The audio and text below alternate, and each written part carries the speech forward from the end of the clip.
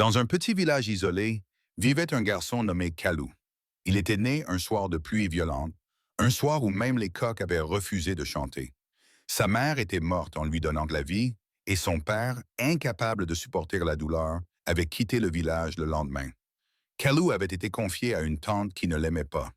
Pour elle, il n'était que l'enfant qui a pris la vie de sa sœur. Dès son jeune âge, on le traitait différemment.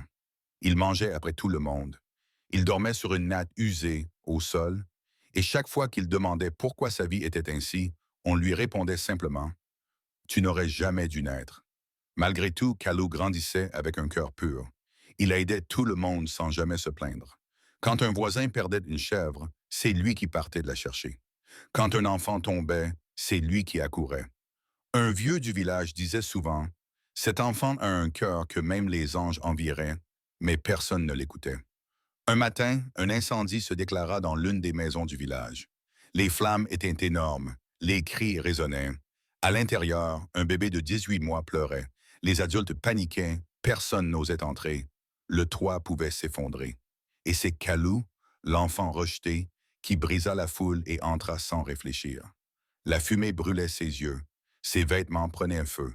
Mais il trouvait le bébé, l'enveloppait contre sa poitrine et ressortait en courant. À l'instant où il sortit, une poutre enflammée s'effondra derrière lui. Le village entier resta figé. Le silence était lourd. Les gens n'arrivaient pas à croire ce qu'ils venaient de voir. Mais ce qui les choqua le plus, ce n'était pas son geste héroïque. C'était ce qu'il dit, avec les larmes aux yeux et la voix tremblante. Même si personne ne m'aime, moi je refuse de laisser quelqu'un mourir.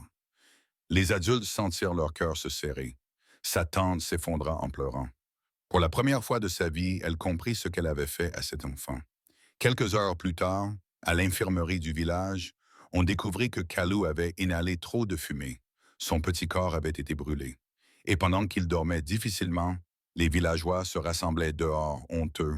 Ils décidèrent de collecter de l'argent pour l'envoyer se soigner en ville. Même ceux qui n'avaient rien donnèrent un peu.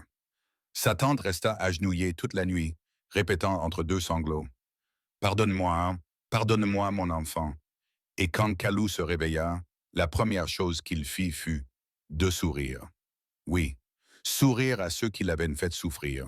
Ce jour-là, les femmes du village pleurèrent, les hommes aussi, car ils comprirent qu'ils n'avaient pas brisé un enfant, ils avaient brisé un ange.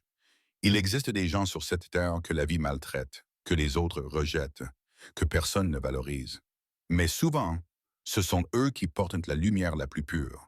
Ne méprise jamais quelqu'un, ne juge jamais quelqu'un. Tu ne sais pas quelle mission Dieu a placée dans son cœur.